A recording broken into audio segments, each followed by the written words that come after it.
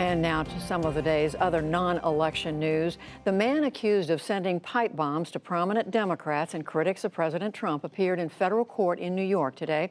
Cesar Sayoc had been transferred from Florida, where police arrested him late last month. He was ordered held without bail today.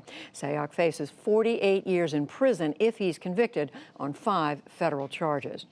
Some 4,500 Central American migrants have now arrived in Mexico City in a caravan that President Trump made an issue in these midterm elections.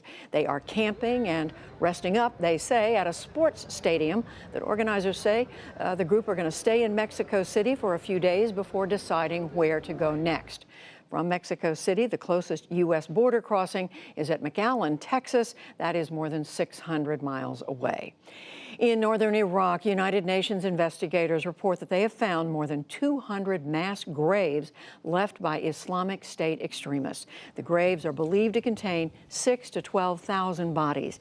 They date from 2014 to 2017, when the militants, sometimes known as ISIL, ruled some of Iraq's largest cities. These graves contain the remains of those mercilessly killed for not conforming to ISIL's twisted ideology and rule, including ethnic and religious minorities. Truth, justice, and reparations are critical to ensuring a full reckoning for the atrocities committed by ISIL. Iraq declared victory over the Islamic State late last year, but the group still controls pockets of territory inside neighboring Syria, and it continues to claim attacks in Iraq. Taliban attackers in Afghanistan overran a military base near the western border today, killing at least 20 Afghan troops. It happened in Farah province, the latest in a series of near-daily attacks on security forces. In Kabul today, NATO Secretary General Jens Stoltenberg met with President Ashraf Ghani and called for peace. The Taliban must understand that continuing the fight is pointless and counterproductive. To be part of Afghanistan's future, they must sit down at the negotiating table. The Taliban now control nearly half of Afghanistan and have rejected offers to negotiate with the government. China came under new criticism today over its mass detentions of Muslims. Up to 1 million ethnic Uyghurs and other Muslims are believed to be held in western China's Xinjiang region. Western countries used a UN human rights meeting today to press for closing the detention camps. Beijing dismissed the criticism as politically driven.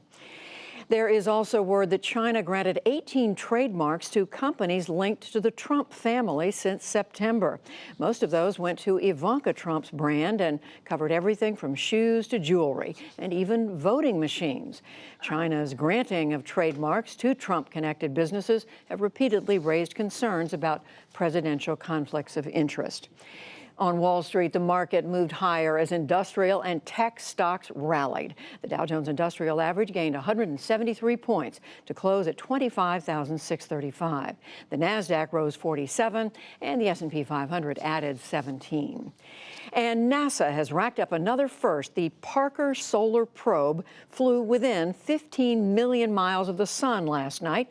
That is the closest any spacecraft has ever come.